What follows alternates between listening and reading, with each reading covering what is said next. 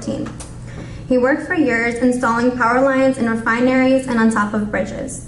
For nearly 20 years, Congressman Norcross worked vigorously and eventually became Assistant Business Manager for Local 351 of the International Brotherhood of Electrical Workers and President of the Southern New Jersey AFL-CIO. He also served in both the New Jersey General Assembly and the State Senate. Among his accomplishments, he campaigned a groundbreaking effort to improve the region's economic competitiveness and bring new family-sustaining jobs along the ports of the Delaware River and throughout South Jersey.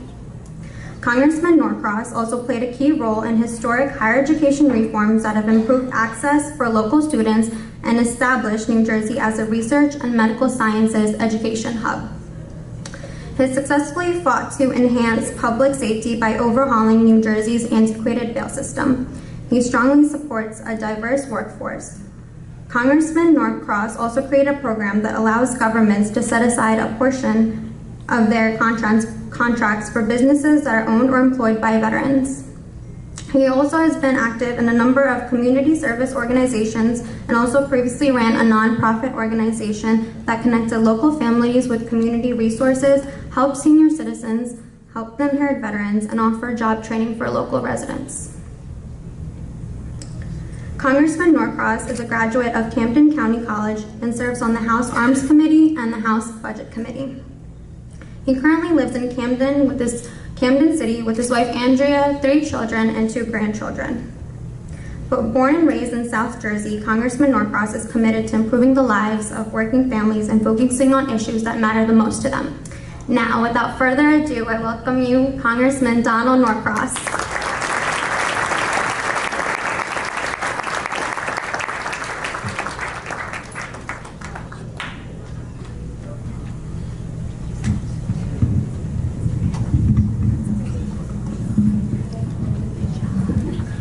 I'm plenty tall, right?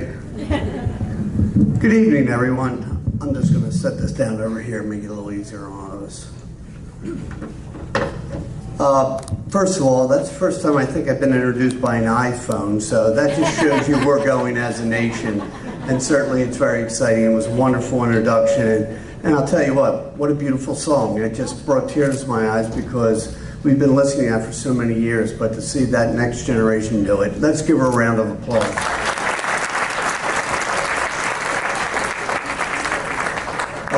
To my colleague, Susan, what a wonderful time to see you again here. And President Durrani, when I look around this room, I see what's best in America. When we look around this room, we feel and we understand what's best in America. And that is that we've come from different parts of the world, from different parts of our lives, into this great melting pot called America. And quite frankly, that is the strength. And before I go on with my remarks, I just want to share with you a story. This past week, we had my colleague, John Lewis, who serves in Congress with me, but you might know him better through his works in civic organizations, particularly in the Voting Rights Act some 50 years ago. I joined John last year in Selma, Alabama to celebrate 50 years since he tried to cross the Edmund Pettus Bridge and was severely beaten by Alabama state troopers because they wanted the right to vote.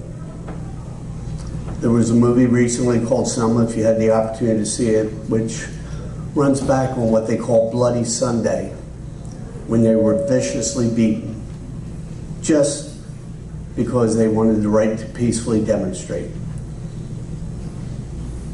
I was there last year, and it had to be one of the most moving times in my life when I saw John Lewis across that bridge, but this time with Barack Obama. To see how far we have come as a nation in civil rights was a remarkable time. The first African-American president in just 50 years from when John was severely beaten. And then it doesn't take us any further than to open up today's newspapers or watch the news last night to see how far we have to go. I was honored at the Democratic National Convention to hear Dr. Khan and his wife, but to hear the reaction from those in previous days. I was with Trudy Korma today, who's a Gold Star mother, whose son gave his life in Afghanistan. And to hear the vicious attacks, unprecedented in American history, on some of those who gave it all, I think is one of the lowest points in our history.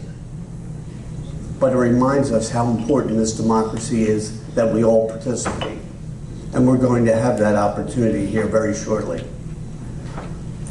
I sit on the House Armed Services Committee, and there's a subcommittee called Emerging Threats. And you can imagine the classified briefings I get on a regular basis of the dangers going on around the world and those who are there trying to protect us.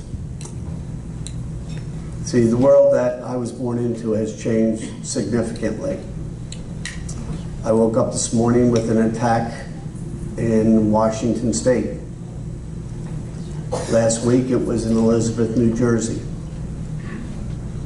There are those who want to disrupt our great way of life, but we cannot allow that. We must be vigilant in our defense of our nation and our neighborhoods, but we must keep what is best of America, and that's the freedom that we all enjoy. That we open our borders to those who want to come to this great melting pot. That is so important for us as a country to make sure that we do that. I've been blessed to have many friends from the Pakistani community, and I hear what people say sometimes about those who want to come to this country and make it great, because they might not look exactly like them or might not speak like them. But we all came here at some point, and that's so important to remember. It's not us and them, it's we. And when somebody sheds their blood, it's all red. But they do it for America. And I'm really blessed to be asked to come here and speak today. And so proud to stand with you and for your ideals. And may God bless you, and may God bless the United States of America.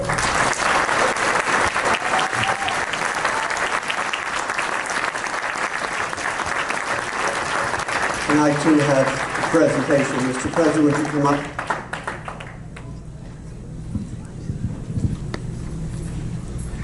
And as he's coming up, Dr. Khan, to you and your family for the sacrifice, our hearts go out to you, and it will always be in our memory. But this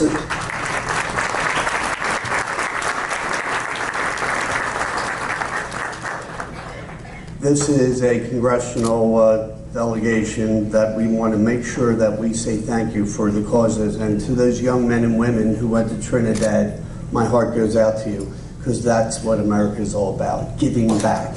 And this is what, let's give them a round of applause. But the Association of Physicians of Pakistani Descent in North America, we just want to make sure that we commemorate this day, that it will continue for many times. And I hear that what you're going to be doing the next year sounds like you're going to be a little bit busy, but that's important. That the undersigned member of the United States Congress, the Honorable Don Norcross, the 1st District of New Jersey, hereby commends the Association of Physicians of Pakistani Descent of North America holding their annual banquet to benefit their charitable efforts. Congratulations. Yeah.